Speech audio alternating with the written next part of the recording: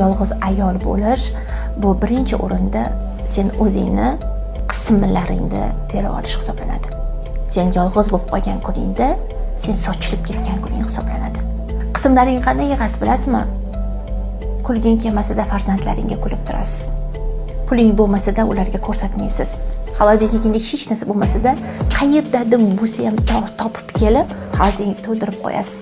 O'zingning ichingda sevging bo'lmaydi, seni sevishmagan, seni tashlab ketishgan, lekin sen ichingda qayerdadir kuch topib, uni yaxshi ko'rishing kerak. Sen bolalaringni mahkam bag'ringga bosishingga to'g'ri keladi.